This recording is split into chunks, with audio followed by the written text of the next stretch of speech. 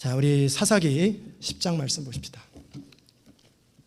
다 잘 일어나셔서 사사기 10장 6절에서 16절 말씀.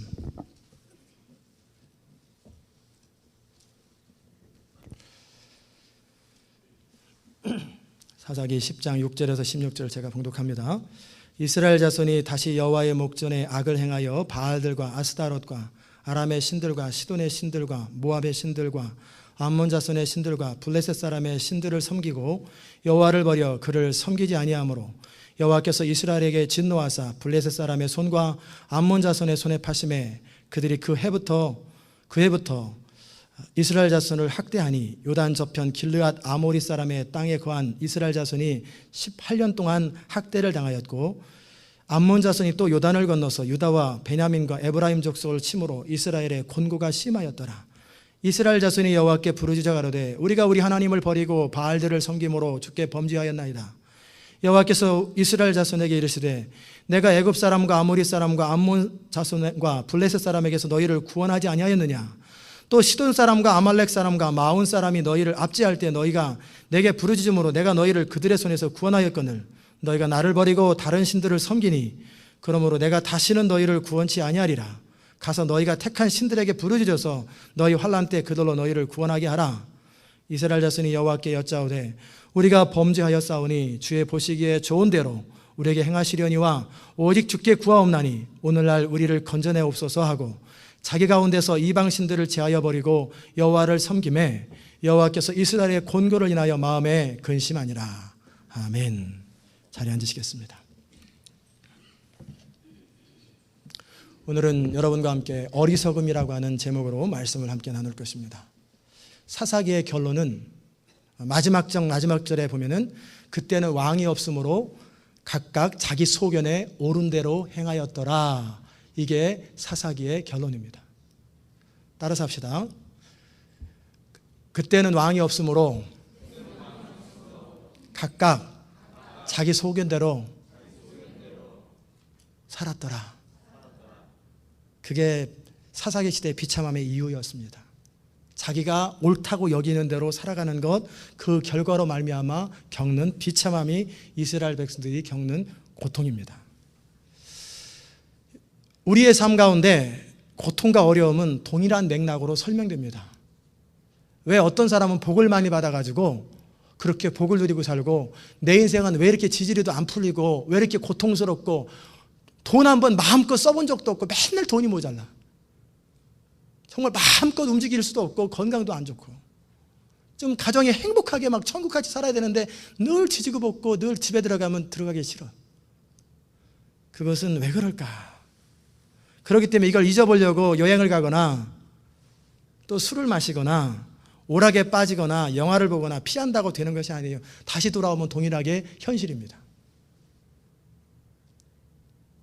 사사기를 통해서 우리가 배워야 하는 것은 절대적인 진리가 되시는 하나님을 경외하지 않을 때 또 그분의 인도하심과 이끄심을 거절할 때 인생이 어떤 비극들을 겪느냐 그리고 그것을 어떻게 극복하느냐 그 기록이 사사기의 주제입니다.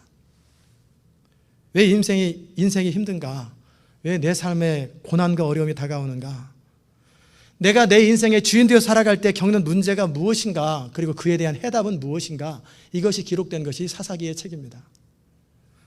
그러므로 오늘 여러분과 저는 어떤 어리석음들이 우리 안에 있는지 그리고 그것을 어떻게 극복하는지를 배우게 될 것입니다. 말씀을 잘 들으시고 이제는 오늘 이후로 그런 어리석음에서 벗어나시기 바라고요.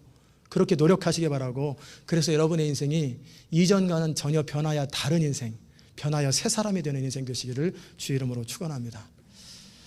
그 첫 번째 이스라엘의 어리석음은 뭐냐면 하나님보다 자신을 더 사랑한 어리석음이에요. 이게 비참한 인생의 출발입니다. 우리가 이 세상을 살다 보면 순간순간 놓치는 게 뭐냐면 하나님입니다. 보이지 않지만 절대적으로 살아계시고 그리고 분명하신 하나님과 그분의 말씀보다는 눈에 보이는 현실, 상식적인 삶이 우리의 삶을 움직인다는 거예요. 날마다 눈에 보이는 현실을 따라 살아가다 보면 하나님을 섬기는 게 뭔지도 알아요. 믿음으로 사는 것이 뭔지도 알아요. 그런데 실제 그렇게 안 살아지더라는 거예요. 남의 얘기를 할 적에는 쉽게 판단도 잘하고 그럴 때는 그것은 아니지라고 이야기는 잘하는데 그게 내 문제가 될 때는 여전히 똑같은 함정에 빠지고 무너져 버리네요. 믿음으로 살겠다고 하나님을 의지하겠다고 그렇게 결단하고 다짐하지만 또다시 무너지고 또다시 무너지는 우리의 삶을 볼 때 믿음으로 살아가는 게 도대체 불가능한 일인가 어려운 일인가를 생각하게 됩니다. 이스라엘 백성들이 오늘 읽은 본문처럼 그렇게 무너져요. 바알신, 아스다롯, 아람신, 시돈 사람의 신, 모압의 신, 암몬 자손의 신, 블레셋 자손의 신, 그 근처 모든 나라의 신들을 다 섬깁니다. 여호와를 버리고 살아가는 것이 어찌 보면은 그들을 바라보면서 참 한심하고 참 악하고 참 그래 당했싸지라고 우리는 생각하지만 사실은 이 시대에 살고 있는 여러분과 저가 다르지 않다라는 거예요. 가나안 땅에 살다 보면 가나안 문화에 동화됩니다. 우리가 미국 땅에 살다 보면 멜팅 팟처럼 요새는 뭐라고 그러나요? 샐러리 바라고 그러는가요? 약간 다양성을 인정해 준다고 하면서 정말 야채, 샐러드를 담아서 다양한 샐러드를 모아서 한 그릇으로 먹기는 똑같아요. 그런 것처럼 알게 모르게 우리는 이 미국 문화에 동화돼 버립니다. 조금도 강요하지 않아도 자연스럽게 흘러가 버려요. 마찬가지로 가나안 땅에 살고 있는 이스라엘 백성들이 그 가나안 문화에 동화되는 것을 하나님이 경고하시고 첫 번째 그들을 쫓아내라고 그랬어요. 근데 쫓아내지 못하고 그러자 혼인하지 말고 문화를 교류하지 마라. 따로 구별돼서 살아라. 그런데 그렇게 하지 못하고 그들과 친구가 되고 그들의 문화에 동화되고 그들과 함께 어울려 지내다 보니까 그렇게 우상을 숭배하는 그런 삶을 사는 거예요. 그 시대 흐름을 거스르는 것 자체가 다들 그렇게 하는데 혼자 그렇게 산다는 것은 쉬운 일이 아니에요. 우리가 미국 땅에 살면서 매일매일 집값 내느라고 정신없잖아요. 왜 집값 내는 날은 왜 이렇게 빨리빨리 돌아오는지 몰라요. 잠시 늦으면 레이 차지 42.95 그래가지고 레이 차지가 금방금방 돌아오고 자동값 내야지, 가스비 지출해야지, 생활비 지출해야지, 자녀 교육비 지출해야지 그냥 완전히 돈을 쓰다 보면 나도 모르게 쓰는 것도 없고 맨날 허덕여요. 그러다 보니 그의 나라와 그 일을 구하라고 물질을 내고 싶어도 낼 수가 없어요. 날마다 삶을 쫓기다 보니까 성경을 읽고 기도하는 것이 옳은 것도 알고 그렇게 할 때 능력이 생기는 것도 다 모르는 사람 없어요. 다 압니다. 그래야 삶이 풀리는 것도 알아요. 근데 정작 하려고 하면 더 바쁜 일이 생기고 더 중요해 보이는 일들이 막 생겨요. 그러다 보면 한 주간이 끝납니다. 그리고 툭툭 신앙이 되는 거죠. 툭탁 신앙. 먼지를 툭툭툭 털고 탁탁탁 쳐가지고 갖고 오는 한 주간 한 번도 성경을 펴본 적 없거나 펴볼래다 말고 졸려서 자고 그러다 보면 주일이에요. 이상하지요? 홧김에 기분이 나빠가지고 에이 테레비나 보자 해가지고 테레비 볼 때는 몇 시간이 3시간이 지나가요. 고민하고 걱정하는 시간은 금방 몇 시간이 하루 종일 또 고민하는데 화가 나서 화풀이 하는데 그래서 노닥거리는데 보내는 시간은 하루 이틀이 금방 지나가는데 왜 옳은 일을 하려고 하면 이렇게 안 되는지 몰라요. 운동을 좀 해보려고 하면 왜 이렇게 안 되는지 내 미래를 좀 준비해 보려고 하면 왜 그렇게 안 되는지 그러니까 세월만 가고 우리 삶은 펑크난 부분이 너무나 많더라는 거예요. 이게 이스라엘 백성들의 이야기입니까? 우리 얘기입니까? 우리 얘기잖아요. 이렇듯이 믿음으로 살아간다는 게 쉬운 게 아니고 어렵고 불가능해 보입니다. 그래서 이스라엘 백성들이 그렇게 된 거예요. 가나안 문화는 우상 숭배의 문화예요. 자기 원하는 대로 하는 문화예요. 1950년도만 해도요, 미국에서 문화가 어땠냐면 아이가 좀 말 안 듣고 싸우고 좀 왠지 이렇게 좀 불량하라고 할 때 그 정도 기준이 어떠냐면 남의 과일집에서 과일 하나 훔치고 수업 시간에 떠들고 껌 뱉는 것, 이게 불량아의 기준이었어요. 근데 지금은요, 유흥비를 벌려고 부모를 죽이고 그리고 강도짓을 하고 불을 지르고 마약에 빠져있는 것, 이 정도 수준을 불량아라고 부르고 껌 뱉는 건 아무도 불량아라고 안 그럽니다. 그만큼 사회가 타락하는 거예요. 1950년대 이전의 문화는 어떤 문화였냐면 옳은 것을 하자는 분위기였어요. 그런데 요즘에는 내 하고 싶은 대로 하자, 그게 미국 문화로 바뀌었어요. 하고 싶은 대로 살자, 느끼는 대로 살자. 그런 문화 속에 살면서 I don't care, you don't care, 피차 don't care, 서로 케어하지 않는 거예요. 신경 안 쓰고 너는 네 인생, 나는 내 인생, 각자 자기가 알아서 사는 것, 옆에 사람이 죽어도 신경 안 쓰는, 그게 미국 문화예요. 그게 우리의 시대의 흐름 가운데 우리도 모르게 가고 있어요. 마치 술집에서 술 한잔하고 가지 멋진 일처럼 보이잖아요. 친구들과 어울려서 여행을 가면서 주의를 빠지는 것이 자연스러운 일인 것처럼 마치 이런 문화에 동화되는 것이 의식도 못하고 동화되더라는 거예요. 그러니 솔로몬 같은 사람도 우상에 빠져 살고 하나님까지 버려야 되는 거예요. 그 지혜로운 사람이. 이게 우리가 날마다 겪는 문제예요. 그러다가 심하게 어려움을 겪고 나면 그때서 정신을 차리고 하나님 앞에 엎드려 주여 도와주소서 잘못했습니다. 그렇게 하면서 회개하고 몇 대 맞고 힘들고 고통스러우면 그때 한번 회개하는 건. 그러다가 좀 괜찮아지면 또다시 등 따스럽고 배부르면 또다시 그렇게 가버리는 건. 그게 그들의 문화예요. 우리의 문화예요. 이런 이스라엘 백성들을 대하여 분노하시고 내가 다시는 너희를 보호하지 않으리라 작정하시고 보호의 손길을 딱 끊어버리면 어떤 일이 생기는지 아세요? 우리가 별일 없이 하루 아침에 눈을 뜨는 것, 운전하는데 저쪽 중앙선에서 나에게 다가와서 무슨 대책이 있어요? 내가 열심히 80마일로 가고 70마일로 가는데 중앙선을 침범해서 나한테 와서 박으면 이건 죽는 거예요. 그런 일이 안 생기는 게 하나님의 보호하심이에요. 8절에 보면 이스라엘 백성이 하나님을 버리고 우상을 섬기게 되자 그들이 블레셋 사람과 암몬 자손의 손에 그들을 팔았다. 하나님께서 내버려뒀다. 하나님의 보호의 손길을 딱 끊어버리자 즉시 사단이 공격하듯이 이방 나라들이 공격하고 그 해부터 이스라엘 자손을 학대하였더라.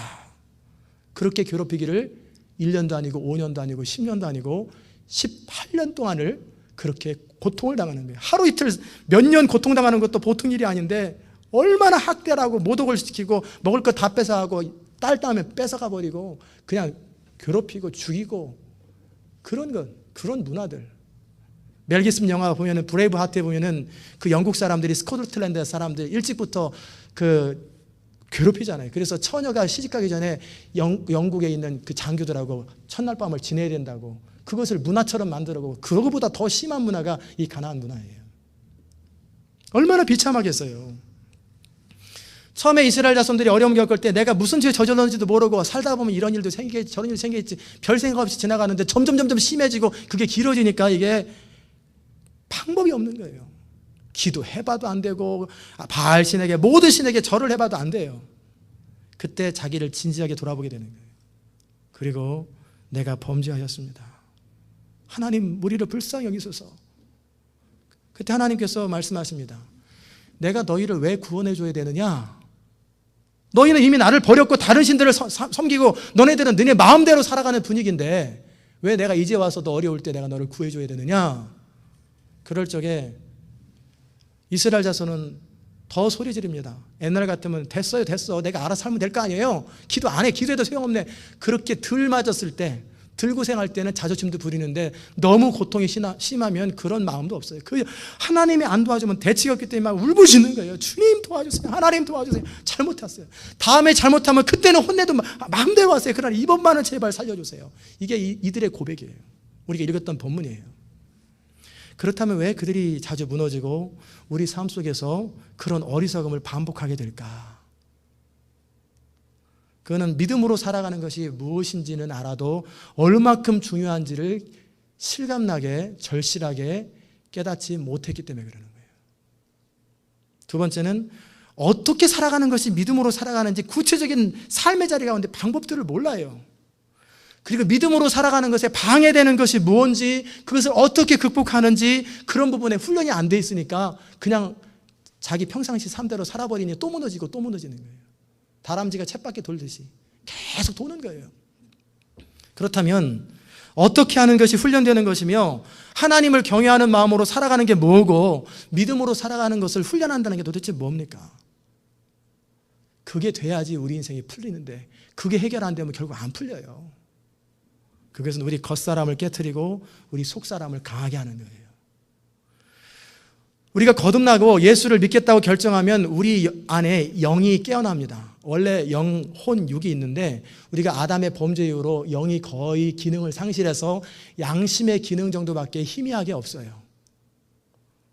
그런데 거듭나고 나면 우리 영 안에 진짜 생명, 하나님의 생명이 우리 안에 들어오게 됩니다. 그리고 그 하나님은 성령의 모습으로 우리를 인도하셔서 하나님이 원하시는 대로 우리를 이끌어가고 하나님이 기뻐하는 대로 우리 삶을 이끌어가길 원하세요. 그런데 그것을 결사적으로 반대하는 게 있어요. 그게 뭐냐면 우리 혼이라는 거예요. 그게 뭐냐면 우리 생각, 감정, 우리 의지와 육체적인 충동이 우리를 계속 사로잡더라는 거예요. 그래서 또 넘어지고 각오해도 말씀을 또 각오해도 길들여지지 않았기 때문에 그때뿐이에요. 또 넘어지고 마음은 원인데 안 돼요. 해결할 방법이 없어요. 여전히 무너져요. 이러면 안 된다면서 죄를 지면서 죄 짓고 나서 비참하고 또 죄 짓고 또 비참하고 매일 그러는 거예요. 겉사람을 깨트리는 것, 즉 우리 자아를 죽이는 게 뭡니까? 하나님이 우리 영 안에서 거하면서 우리 삶을 통해서 하실 일이 뭐냐면 하나님의 영광을 드러내는 일이요, 하나님의 전능함이 드러나기를 원해요. 요즘 플로리다에 집회가 있잖아요. 터드 벤틀리 그 집회에서 죽은 자가 17명 살아났어요. 지금 한두 달 사이에. 안진병이 일어나는 건 기본이고요. 암 환자 모든 전화만 걸어도 병이 나요. 저는 직접 못 봤는데 들은 얘기로는 눈이 안 보이는 사람이 그냥 눈이 그냥 보여버리는 거예요. 다리가 짧은 사람이 다리가 늘어나 버리고 창조적인 기적들이 막 일어나요. 그런데 왜 그 사람은 그렇게 되고 왜 어떤 사람은 교회만 다니고 맨날 거기서 구경만 해요? 텔레비만 보냔 말이에요. 그 차이가 뭔지 아세요? 하나님은 전능하세요. 그 전능하신 하나님의 능력이 우리를 통해서 나가려고 할 적에, 능력이 발휘되려고 할 적에 우리 안에 필터가 있어요. 생각으로 제한합니다. 감정적으로 싫어합니다. 의지적으로 못한다고 버팁니다. 그러니 우리 삶 속에 하나님의 능력이 나타날 수가 없어요. 우리 자아가 너무나 우리 자신을 사로잡고 있고 성령의 역사를 제한하고 심지어는 회방한단 말이에요. 우리는 하나님의 능력이 우리 삶 속에 나타나지도 않아요. 하나님께서 우리를 통해 일하실 수 없도록 그토록 우리 자신을 사로잡고 있더라는 거예요. 성령을 제한하더라는 거예요. 예배를 드려도 마찬가지입니다. 제가 좀 전에 미리 경고했던 것처럼 정말 여러분이 영으로 드렸는지 생각으로 감정으로 의지로 드렸는지 차이가 뭔지 아세요? 영으로 예배를 드리면요 아무것도 안 보여요. 어떤 사람은 이렇게 표현해요. 예배 공간에서요 설교를 할 적에는 마치 텔레비를 보는 것 같아요. 아무것도 안 보이고 텔레비 화면처럼 제가 보인대요. 그리고 그렇게 집중이 된대요. 아무 생각이 안 난다는 거예요. 그 정도 집중력이 생기는 거예요. 어느 목사님이 한국에서 어느 절에 갔어요. 절에 가셔서 강의를 했어요. 말씀도 전하고 강의도 하는데 그 스님들이 그렇게 눈물을 흘리면서 은혜를 받더래요. 그래서 속으로 생각하기를 우리 교회 성도들은 은혜도 못 받고 맨날 졸기나 하고 맨날 그러는데 이 스님들은 왜 그렇게 은혜를 받고 눈물을 흘리고 막 그러냐. 그래서 도대체 어떻게 은혜 받았는지 좀 보자 해가지고 물어봤어요. 어떤 부분이 은혜가 됐습니까? 그랬더니 다른 게 아니라 그 목사님이 옛날 과거 얘기할 때 나도 옛날 생각이 나서 그냥 옛날 생각 때문에 그냥 눈물이 나더라고요. 그걸 은혜 받았다고 그래요. 자기 감정에 맞는 이야기를 하면 기분 좋고 감정에 안 맞는 얘기하면 기분 나쁘고 감정에 감동되면 감동받았다고 눈물 흘리고 그러나 변화되나요? 변화 안 되지. 그건 예배 드린 게 아니에요. 영화 본 거예요. 드라마 본 거예요. 지적으로 동의하면서 맞아 그래 맞아 그 말이 맞아 그런다고 변화되나요? 변화 안 돼요. 왜? 영으로 예배 드리지 않으면 변화 안 돼요. 거기다 뭐 찬양은 또 기냐 허리 아프다 뭐하다 그 생각하면서 찬양하는데 무슨 은혜가 되겠어요. 여러분이 성령에 사로잡히면은요 10시간 동안 춤추며 뛰어도 피곤한 줄 몰라요. 그게 영에 사로잡혔다라는 거예요. 그렇게 예배를 드리는 거예요. 예배는 생각으로 예배를 드리면 하나님은 영이시기 때문에 영이신 하나님을 만나는 것은 생각으로 만날 수 없고 감정으로 만날 수 없고 의지로 만날 수 없는 거예요. 영은 영으로 만나는 거예요. 하나님의 영을 우리 영이 반응을 할 때 그게 영으로 드리는 예배, 그런 예배를 하나님이 기뻐하시고 그 예배가 우리 영을 살리는 거예요. 지적으로 동의하고 감정적으로 동감을 하고 의지적으로 그렇게 하겠다고 해도 삶을 바꿀 수 없는 예배는 죽은 예배 드리는 거예요. 그리고 우리가 삶 속에 쓰임받기를 그렇게 원하고 하나님 나를 사용하여 주옵소서 그렇게 소원한다 할지라도 성령님께서 우리를 통해 뭐 좀 하시려고 그러면은 즉시 생각으로는 그건 안 되지요. 그건 불가능할 것 같아요. 하나님보다 더 똑똑해요. 그리고 조금만 감정적으로 싫으면 싫다고 그러고 왜 나만 괴롭히냐고 그러고 있단 말이에요. 자아가 살아가지고 하나님이 하신 일을 의지적으로 거역하고 안 한다고 그러고 발버둥 치고 그러면 교회 안 나올 거예요. 그런 소리나 했었고. 그러니 무슨 변화가 되고 무슨 쓰임을 받겠어요. 자아가 살아서 하나님의 영을 거역하는 동안에는 그 사람은 쓰임받지 못한다는 걸 교회를 30년을 다녀도 소용없어요. 자아가 깨져야 돼요. 겉사람이 박살을 나야 돼요. 그럴 때 성령님이 우리 영을 통해서 자연스럽게 흘러가는 거예요. 우리 생각이 너무 강하고 우리 느낌과 감정이 너무 강하고 우리 의지는 잘못된 방향으로 길들여져 있으니 도무지 하나님이 원하는 게 뭔지도 모르고 알지도 못하고 그러면서 살아가면서 인생의 고통을 겪고 하나님의 음성을 듣기를 그렇게 원해도 나도 좀 하나님의 음성을 좀 선명하게 듣기를 원합니다. 그래도 영과 혼이 짬뽕 돼가지고 이게 내 생각인지 사단의 생각인지 하나님의 음성인지 구분도 안 되고 도대체 기도는 20일 동안 작정 기도를 하고 그 다음에 한 달 동안 금식하면서 기도하고 일주일 동안 철야를 하고 그래도 도대체 안 들려. 도대체 생각으로 가득 차고 자기 생각으로 차서 하나님의 성령은 우리 영에게 말씀하시는데도 영의 혼으로 뚫고 오는 게 한국에서 미국 걸어오는 것처럼 멀어요. 그러니 도대체 안 들려요. 애매하고 긴 것도 같고 아닌 것도 같고. 그런데 그 생각이 깨져버리고 영이 살아나면 어떻게 되냐면 사람의 말처럼 선명하게 들립니다. 제가 지금 설교하는 것처럼 이렇게 선명하게 들리는 게 하나님의 음성이에요.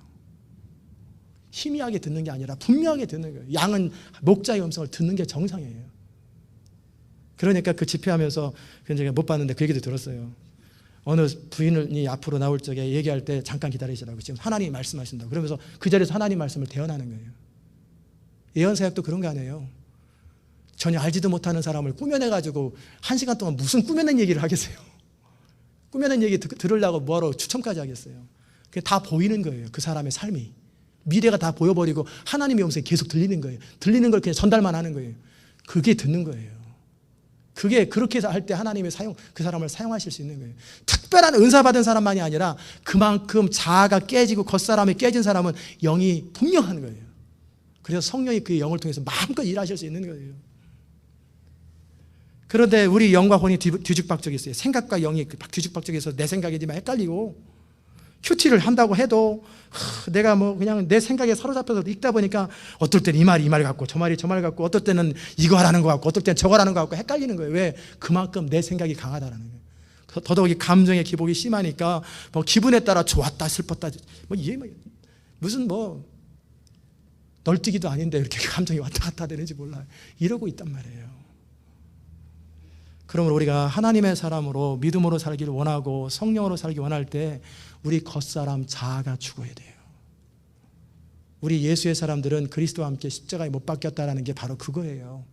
우리 옛 자아, 아담의 후손으로 오염되고 그리고 타락한 자아가 죽어야 돼요. 겉사람이라고 말하는 것은 우리 몸뚱이를 말하는 게 아니라 우리 생각과 감정과 의지와 이것을 둘러싼 우리 육체적인 감각들을 말하는 거예요. 감각들. 로마서 12장에서 사도 바울은 간절히 권면합니다. 너희 몸을 하나님이 기뻐하시는 거룩한 산제사로 드리라. 이는 너희가 드릴 영적인 예배니라. 우리 몸을 학대하라는 게 아니라 제사 드리라는 게 우리 몸을 괴롭히라는 게 아니라 우리 몸을 하나님에게 길들이고 우리의 감각과 우리의 충동을 하나님께 길들이라는 거예요.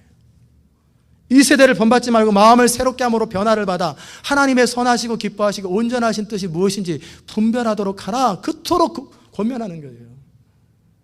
그 말이 영으로서 몸의 행실을 죽이면 살리니 그 말이고요. 마음을 새롭게 한다는 것은 마인드를 영어로 마인드라고 되어 있어요. 마인드는 생각, 감정, 의지를 새롭게 변화시키라는 거예요. 우리 생각과 감정과 의지를 길들이라는 거예요. 아멘? 무슨 말인지 이해 안 되시는 분 계세요? 그분은 거듭나야 돼요. 거듭나지 않으면 무슨 말인지 전혀 못 알아들어요.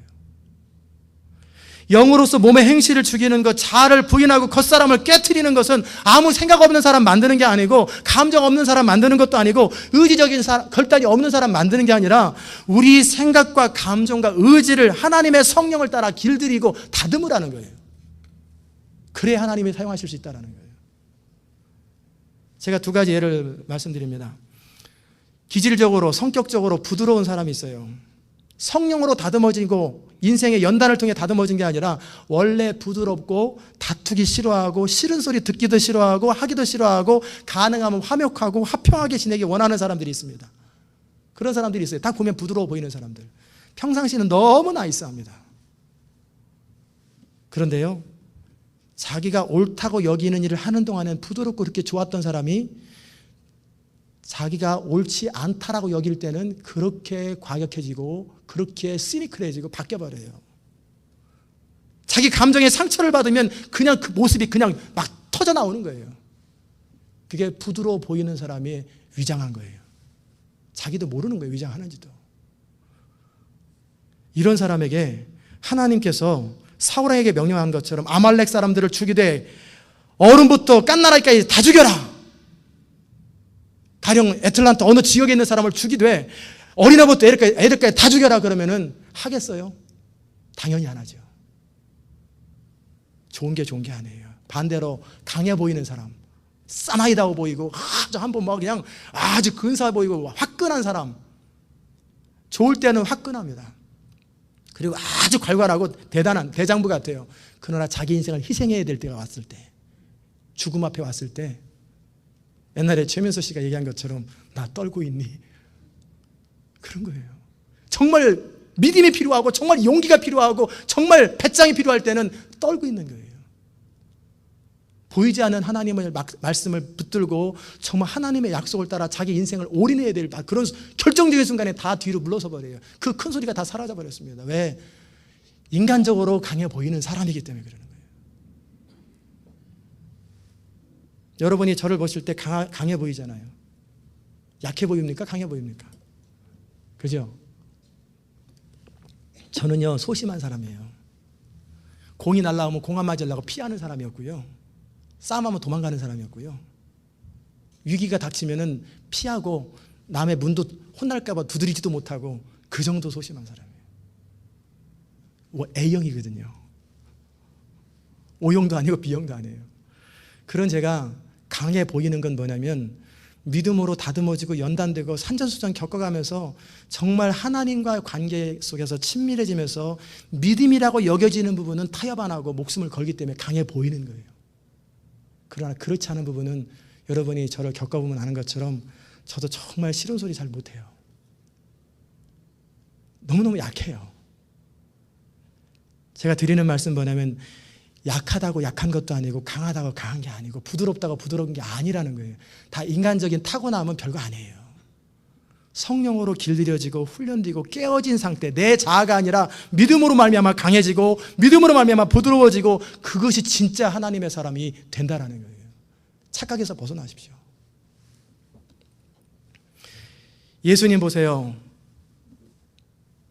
얼마나 온유하신 분이세요. 그러나 베드로가 잘못할 때 이 사탄아 물러가라 그러면서 그 자리에서 막 소리 지르니까 베드로 깜짝 놀랐을 거 아니에요.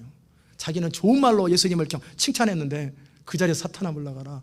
서기관과 바리새인들을 향해서 그렇게 부드러우신 예수님이 이 독사의 자식들아 침을 튀겨가면서 화 있을진저 7번을 계속 독사의 자식아 독사의 자식아 그 말을 듣는 제자들이 예수님 뭐 하셔요? 정신이 번쩍 안 들었겠어요. 그게 온유한 거예요. 아닌 건 목에 칼이 들어와도 아닌 거예요. 옳은 것은 무조건 옳은 거예요. 하나님의 명령에 순종할 땐 자기를 죽기까지 쳐서 나의 원대로 마옵시고 아버지의 뜻대로 하기 원하나이다. 이게 하나님의 사람으로 길들여진 거예요. 이런 사람만이 하나님의 일을 감당하는 거예요. 우리가 진짜 쓰임받기 원하고 하나님의 음성을 선명하게 듣기 원하고 하나님께서 우리를 통해서 마음껏 일하기 원할 때 가장 먼저 해야 될 것은 우리 자신을 하나님께 드려서 깨트리라는 거예요. 그리고 하나님이 우리 성령께서 우리를 깨트리려고 할 때 적극적으로 동참하라는 거예요. 거듭날 때 우리 안에 거하시는 성령님이 하시는 일은 우리로 그리스도를 닮도록 만들어 가십니다. 그래서 말씀을 듣고 말씀을 통해 깨닫고 부담을 주시고 그 충격도 받고 마음에 가책도 받아요. 그럴 때 우리 생각 속에서 하는 일은 저렇게 다 살려면 힘들지. 그리고 저거는 조금 안 맞는 것 같아. 생각으로 다 타협해버리고 합리화를 다 해버려요. 나중에는 안 들립니다. 그러니까 졸리는 거예요. 그게 그만큼 생각으로 차단해버리는 거예요. 정말 우리 그리스도께서는 우리가 성령께서 우리가 그리스도를 닮도록 하기 위해서 환경들을 허락하시고 우리의 항복을 통해서, 다시 말하면 거듭나고 하나님을 아는 사람들은 정말 나를 깨트리시고 나를 변화시켜 주셔서 그리스도 닮게 해달라고 간절한 소원을 아뢰고 계속 그걸 놓고 기도하는 그 사람들에게 하나님이 일하기 시작하시거든요. 환경을 통해서 일하세요. 근데 우리는 그런 일이 생기면은요, 힘들어하고 상처받고 좌절하고, 입술의 고백은 주님 닮기 원합니다. 그런데 실제 삶 속에 그런 일이 생기면 하나님 원망하고, 왜 나만 이렇게 힘드냐고, 벗어나게 해주세요. 하나님 뭐 하십니까? 이런 소리 하고 있단 말이에요. 그러니까 도대체 너는 누구냐? 이중적인 인생을 살아요. 하나님, 내가 온유함을 주옵소서, 내가 온유하기 원합니다. 그럴 때 하나님이 하시는 방법은 온유의 영이 탁 임하는 게 아니에요. 부딪히는 사람, 힘든 사람, 그런 사람을 허락하시고, 그런 사람이 나에게 상처도 주고 힘든 것도 허락할 때, 그때 하나님 앞에 온유를 다듬어야 되는데, 감정을 다듬고 해야 되는데 상처받았다고 씩씩거리고 앉아있어요. 그러니 무슨 다듬어지겠어요. 믿음으로 살아가는 걸 배우기 위해서 경제적인 위기도 겪게 하시고 하나님밖에 의지할 수 없는 상황으로 몰아가실 때, 못 견디겠다고 주님 뭐 하십니까? 건져주세요, 이 기도를 하고 있단 말이에요. 그러니 어떻게 그 사람의 믿음이 훈련되겠어요? 인내를 배우게 하기 위해서 고통과 참을 수 없는 환경을 허락하시니까, 죽겠다고 나를 미워하십니까? 그러면서 아우성치고 건져주세요, 그 기도하는 거예요. 그럼 너는 전에 기도한 거, 작정 기도한 건 너 뭐냐 도대체? 왜 이렇게 앞뒤가 다르냐? 그게 우리의 모습이에요. 제가 다른 사람 얘기하는 겁니까? 우리잖아요. 성령님은 여러 환경을 통해서 우리 삶에 허용하시면서 우리 자아를 깨트리기 원하시는 거예요. 더 이상 우리의 생각이 세속적이고 지금까지 살아왔던 생각의 습관대로 살지 못하도록, 내 감정을 내 기분대로 오염된 감정으로 살지 않도록, 우리 의지가 하나님의 뜻을 행하는 일에 적극적일 수 있도록 우리를 온전한 사람이 되도록 길들이고 훈련시키려고 하면 그렇게 발버둥치고 안 되려고 하더라는 거예요. 그러면서 입으로는 소원을 해요. 그런데 삶으로는 거역을 한다는 거예요. 그래서 3년만 훈련되면 될 거를 30년 동안도 훈련이 안 되니까 계속 쳇바퀴 도는 거예요. 좀 괜찮아졌다, 어려움 겪었다가 좀 괜찮아졌다, 그러면 평생 이거 반복하고 있으니 언제 내 삶이 추스리져지지 않는데 어떻게 쓰임 받겠어요? 내 삶의 문제가 태산인데. 이해되시죠? 무슨 말씀인지. 하나님이 그러는 거예요. 하나님께서 우리를 사랑하시기 때문에 환경적인 어려움을 허락하실 때, 그것도 중심의 소원을 가지고 변화되기를 소원하고 쓰임받기를 소원하는 그 사람들에게 허락하시는 거지, 아무나 허락하는 것도 아니에요. 그럴 때 우리가 가져야 될 마음은 이거예요. 내 삶 속에, 우리 삶 속에 허락된 모든 것은 참새 한 마리도 하나님의 주권 아니면 떨어지지 아니하고, 우리 머리카락 하얀 거 몇 개, 갈색 몇 개, 파마한 거 몇 개까지 다 세신 하나님께서 우리에게 허락하신 일이다. 거룩한 목적을 가지고 허용된 일이다. 그렇기 때문에 그 하나님의 신실하심을 믿고 피하지 말고 원망하지 말고 부르짖을 게 아니라, 그래 내가 오히려 적극적으로 이번에 변화 좀 돼보자, 기뻐하자, 감사하자, 환경을 초월하는 믿음을 한번 가져보자 하고 적극적으로 반응을 해야 되는 거예요. 그게 하나님의 사람이 되는 빨리 되는 비결이에요. 다 탁월하게 쓰임받았던 사람들, 다 그런 거 다 겪었던 사람들이에요. 겉사람을 깨트리고 속사람을 강하게 하고, 그럴 때 성령을 의지하는 법을 배우고, 아무에게도 의지하지 아니하고 하나님만 의지하는 것도 배우고, 화가 나고 자존심이 상하더라도 자기를 쳐서 복종시키고, 하나님의 영광이 아니면 나는 화를 안 내겠다, 하나님이 원하시는 거 아니면 나는 행동 안 하겠다, 자기 감정을 쳐서 복종하는 연습을 하고, 의지로 결단하는 연습을 하고, 내 생각이 이해되지 않는 것, 이런 것들은 모든 생각은 그리스도 앞에 복종할지라도 자기 생각을 쳐서 복종시키는 연습을 하고, 그러면서 하나님의 사람으로 길들이라는 거예요. 그게 하나님의 사람이 빨리 되는 비결이고, 그렇게 할 때 우리 인생이 빨리 고난이 끝나고 빨리 쓰임받아요. 그럴 때 그 과정 속에서 하나님과 친밀해지는 거예요. 이렇게 살아가면 우리가 반복적으로 겪는 어리석음에서 벗어납니다. 그게 바로 영으로서 몸의 행실을 죽이는 거예요. 육신을 쫓는 삶이 아니라 영을 따르는 삶이요, 믿음으로 살아가는 삶이요, 승리하는 삶이에요. 이스라엘 백성들이 광야에서 배운 게 뭐예요? 사람이 떡으로만 살 것이 아니라 하나님의 입으로 나오는 말씀으로 사는 거라 배웠는데, 가나안 땅에 정착하면서 먹고 사는 것에 빠지고 쾌락에 빠져서 우상 숭배하고 하나님을 거역하며 비참하게 살아갔다라는 거예요. 다시 말씀드립니다. 경고받으십시오. 여러분이 먹고 사는 것 걱정하는 동안에는 여러분 쓰임받지 못합니다. 그건 가장 기본이에요. 내 먹을 거, 입을 거, 쓸 거 채우는 건 기본이에요. 광야 초년병이 하는 거예요.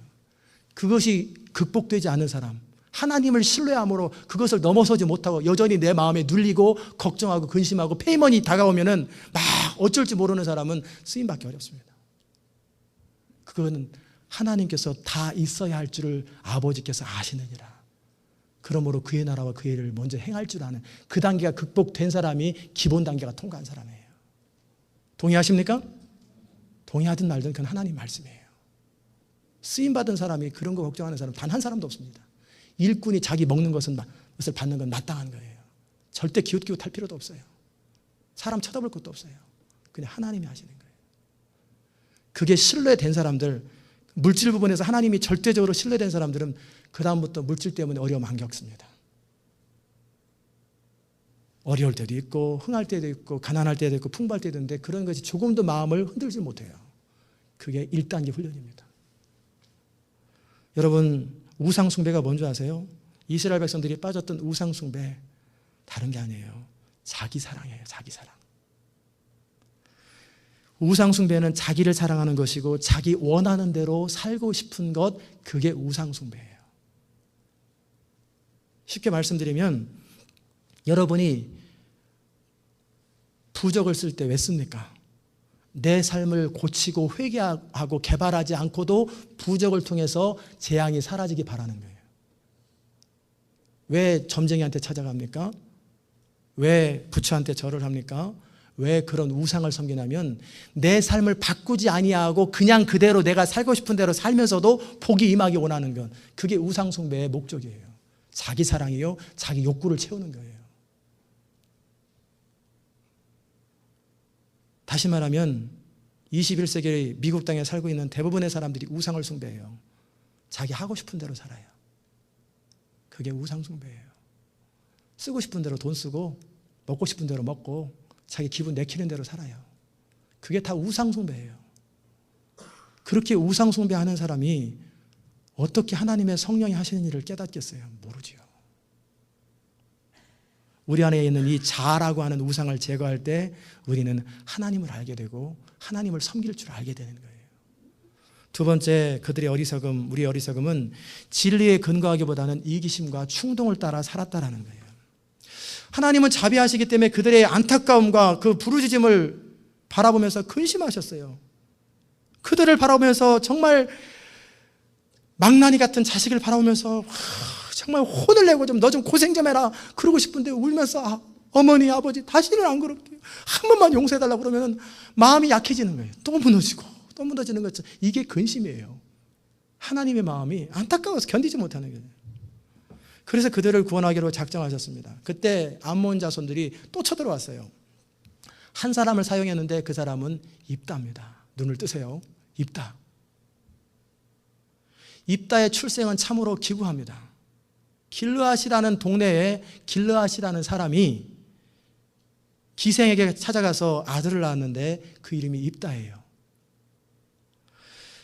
그런데 길르앗이 원래 본부인 아내로부터 낳은 아들들이 어렸을 때는 같이 자랐는데 커가면서 유업을 나눠주는 것이 싫어가지고 너희는 창기의 자식이기 때문에 우리 가문의 수치다. 그러므로 동네 지도자들한테 얘기해가지고 쫓아내버렸어요.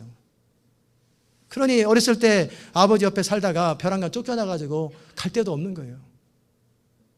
그러니 이 입다가 거리에 방황자가 되고 그러다 보니까 그 사람 주위에 사람들이 모이고 리더십이 있었는지 그러니 잡류들의 우두머리가 되어서 조직을 만드는 조직 깡패가 된 거예요. 조직의 두목이 되어버린 거예요. 이게 입다예요. 근데 막상 전쟁이 일어나서 이스라엘을 구원해 줄 사람이 아무리 찾아도 없는 거예요. 그러자 이스라엘 지도자들이 입다에게 찾아와서 우리를 도와주십시오. 우리를 좀 구해 주세요. 왜냐하면 이 사람이 워낙 힘도 세고 탁월하고 리더십도 뛰어나고 사람들을 훈련시키기 때문에 그 사람의 도움을 요청하는 거예요. 그럴 때 입다가 당신들이 나를 천하다고 쫓아버릴 때는 언제고 이제 위급하니까 와서 도움을 요청하느냐? 왜 그런 식으로 사냐? 그 지도자들한테 얘기하니까 너무 급하니까 우리가 잘못했으니까 사정이 급하니까 이번 전쟁에서 당신이 우리 대장이 되시고 그러다가 나중에 장군 되달라고 그랬다가 나중에는 우리 머리가 되어달라고, 우리 왕이 되어달라고, 사사가 되어달라고 부탁을 하는 거예요. 그러자 그 말을 하나님 앞에 고하라고, 하나님 앞에 맹세를 시키고 나서 전쟁에 참여합니다. 암몬왕에게 편지를 보냈습니다. 너희들은 왜 여기를 쳐들어왔느냐? 그러니까 암몬 왕이 너희가 가나안 땅에 왔지 우리가 그래서 빼앗긴 땅을 도로 회복하려고 그러는 거다. 지금 명분 싸움을 하는 거예요. 그러자 이 입다라는 사람이 출애굽의 역사를 훤히 꿰뚫고 있는 사람인데, 우리는 하나님의 인도하심을 따라 출애굽을 했고 에돔과 모압 왕에게 길을 열어달라고 부탁을 했는데 그들이 부탁을 거절하자 돌아서 갔다. 그리고 아모리 왕 시온에게도 부탁을 했는데 그들은 길을 내주지 않을 뿐만 아니라 우리를 죽이려고 공격을 해왔다. 그래서 하나님의 이미 우리와 함께해서 우리를 생명을 위협하는 사람을 무찌르고 그 땅을 빼앗고, 그런 식으로 우리를 공격하는 사람들만 골라가지고 우리가 그런 식으로 싸워가지고 땅을 다 정복했는데, 너희가 암몬 사람으로 니네 신 그모스가 만약에 너희를 그렇게 인도하면 그 땅을 취하지 않겠느냐? 하물며 우리는 300년 동안 이 땅에 살았고 하나님 우리한테 준 땅인데 무슨 말이 많냐? 명분 싸움, 명분을 정확하게 제시하는 거예요. 비록 창기의 아들이고 고향에서 쫓겨났지만 입다라는 사람은 자기 신세를 한탄하고 비참한 게 아니라 이스라엘의 역사를 연구하고 사람들을 준비하고 위기에 쓰임받을 것을 자기를 준비했던 사람이에요. 아무 하나님이 쓰는 게 아니라 바로 그렇게 자기를 준비했던 사람들만 사용하는 거예요. 그런 입다의 고백을 들으면서 하나님이 감동을 받은 거예요. 그러자 하나님의 신이 그에게 임하면서 입다가 벼랑간 새 사람이 되어버린 거예요. 그리고 전쟁에서 이겨버렸죠. 근데 입다도 어리석지요. 사사기 시대 사람들은 다 어리석어요. 전쟁 나가기 전에 약간 두려웠는지 몰라도 하나님 이 전쟁에서 우리를 이기게 해주시면 우리 집에서 가장 먼저 나오는 사람이 설마 자기 딸인지 모르고 종이 나올 줄 알았나 봐요. 내가 하나님께 번제로 드립니다. 소원을 했단 말이에요. 이게 암몬 사람들이 몰래 신에게 제사를 드리는, 사람 잡아드리는 풍습이거든요. 어떤 특별한 위기 때 자기도 모르게 물들어서 생각하고 판단하는 게 그런 판단을 하고, 그래서 하나님께 소원을 했어요. 그리고 전쟁 이기고 돌아왔는데 집으로 딱 올 때 누가 나올까 미안하긴 하지만 그런데 자기 딸이 나오는 거예요. 하나밖에 없는 무남 동료 외딸인데 춤추며 속옷치며 나오니까 이 입다의 마음이 찢어지는 거예요. 이건 전쟁의 승리가 아니라 비참함으로 바뀌어버린 거예요.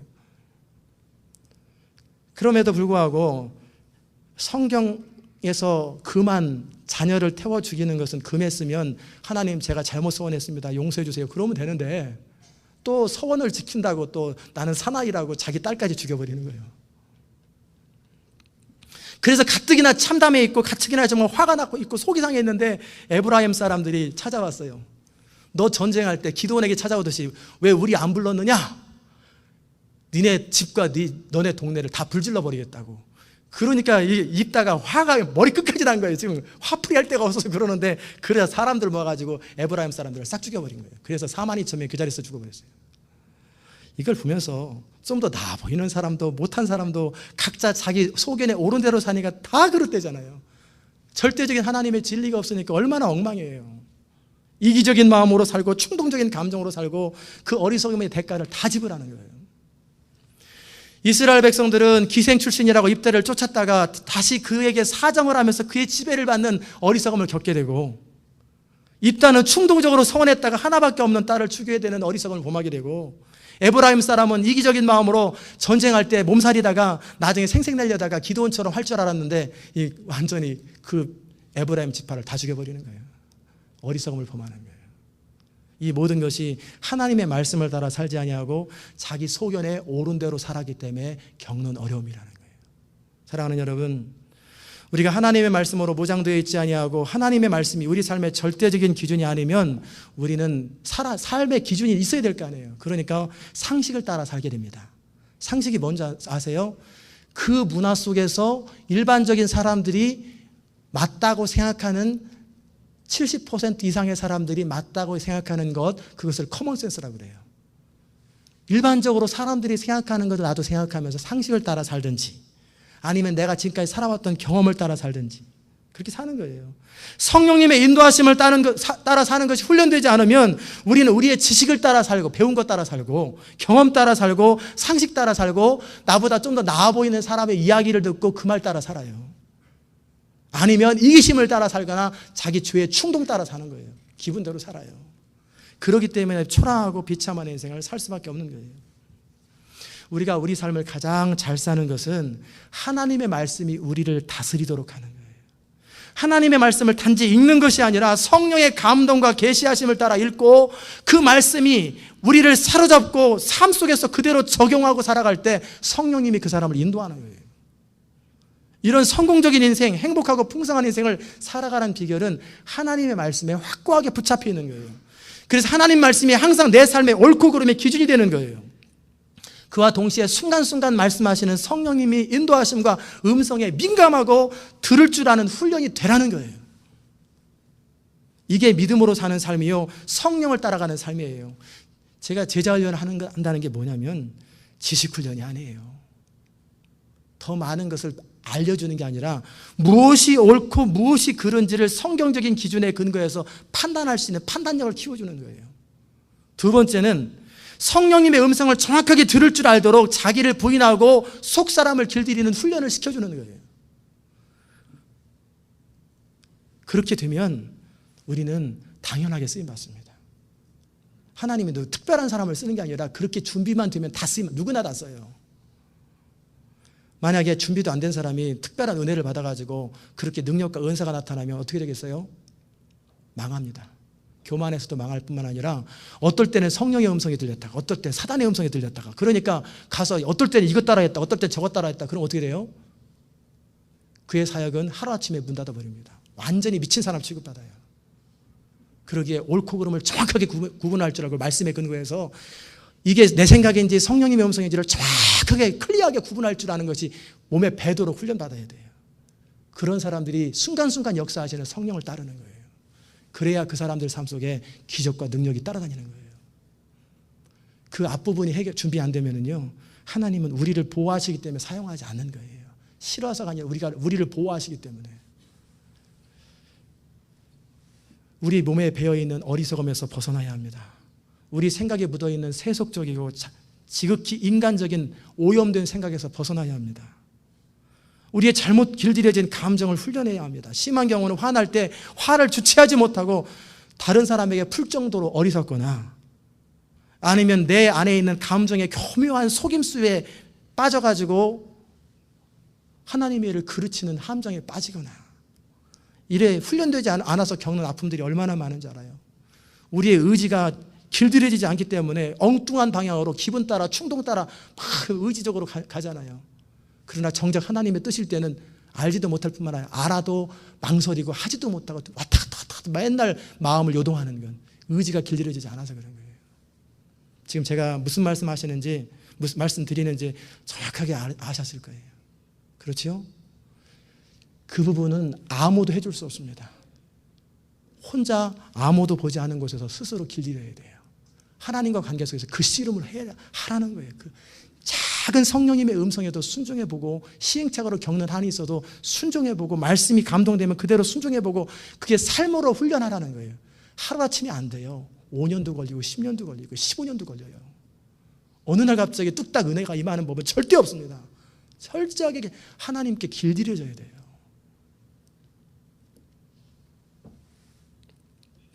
우리 지성이 말씀으로 훈련되고 우리의 감정이 하나님의 사랑으로 훈련되고 우리 의지가 믿음으로 훈련될 때 우리 삶의 어리석음은 벗어나게 되는 것입니다. 사도 바울은 말합니다. 이 세대를 본받지 말고 마음을 새롭게 함으로 변화를 받아라. 그러면 하나님의 선하시고 온전하시고 기뻐하시는 뜻을 정확하게 분별하게 된다. 그렇게 될 때 지혜로우신 하나님의 인도하심을 따라 우리 삶이 가장 완전하고 분명한 삶을 살 수 있다라고 사도 바울이 권면하는 거예요. 그렇게 하면 어떻게 되는지 아세요? 우리 삶에 형통함이 따라다닙니다. 복이 따라다녀요. 어떤 사람은요, 복을 쫓아다니는 사람이 있어요. 공 쫓아다니듯이. 근데 복이 아니에요. 맨날 되는 일도 없고 들려다 망하고 맨날 그러는 사람이 있어요. 그거 아니에요. 형통함은 내가 가는 곳에 그냥 따라다녀야 돼요. 형통함이. 여호와의 선하심과 인자하심이 정녕 나를 따르리니 내가 여호와의 전에 영원토록 거하리로다. 나는 하나님을 추구하고 하나님의 성령을 따르면 하나님의 복과 형통함이 나를 따라오는 거예요. 그게 지혜로운 삶이고 그게 하나님이 원하는 삶이에요.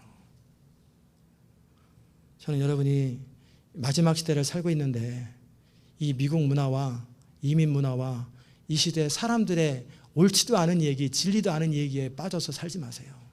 시대의 흐름을 거슬러야 그 사람은 역사를 바꾸는 사람이 됩니다. 남들 가는 대로 다 가고 남들 움직이는 대로 다 가는 사람은 역사를 못 바꿉니다. 시대 흐름을 거스르세요. 그래서 하나님의 성령으로 말미암아 변화되기를 추구하시고, 아까 방법들을 가르쳐드렸잖아요. 환경의 어려움과 이런 일 저런 일 생길 때마다 원망하거나 불평하거나 속상해하거나 좌절하거나 그러지 마세요. 이게 나를 변화시킬 수 있는 기회로구나. 나를 괴롭히는 사람이 있으면 내 마음에 넓은 마음을 심어줄 수 있는 계기로구나. 모든 것을 반대로 생각하세요. 그럼 남들보다 10배, 20배 더 빠르게 성장합니다. 그러면 어느 순간에 그 사람이 정오의 빛같이 쫙 세상 가운데 드러나는 거예요. 그게 쓰임받는 거예요. 이 아침에 말씀을 들은 여러분이 바로 그런 지혜로운 인생 되시기를 주의 이름으로 축원합니다. 기도하십시오. 하나님 아버지 감사합니다. 우리 인생에 있는 어리석음을 제거시켜 주시옵소서. 참 우리 마음 우리도 알지 못하는 것처럼 변화되기를 소원하면서도 정작 변화되려고 할 때는 변화 안 되기를 바라고, 새로운 사람이 되기를 그토록 기도하면서도 정작 새로운 사람이 될 수 있는 기회가 다가오면은 하나님이 우리를 사랑하지 않는다고 기도하면서 몸부림치면서 그 문제에서 벗어나기만을 원하고,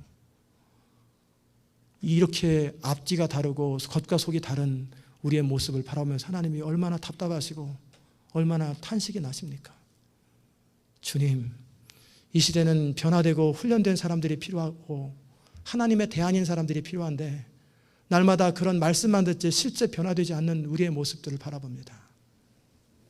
성령님, 우리의 이 잘못된 생각과 감정들과 의지들을 깨트리시고 자아들을 깨트리시고 충동 따라 사는, 몸의 감각 따라 사는 우리의 어리석음들에서 벗어나게 하시고 영을 따라 살고 성령을 따라 사는 것이 완전히 몸에 호흡하는 것처럼 배일 수 있도록 은혜 베풀어 주시옵소서.